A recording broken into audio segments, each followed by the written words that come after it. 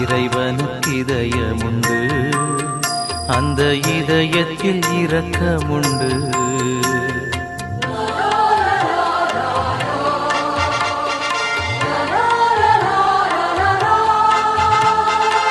இறைவனுக்கு இதயமுண்டு, அந்த இதயத்தில் இரக்கமுண்டு.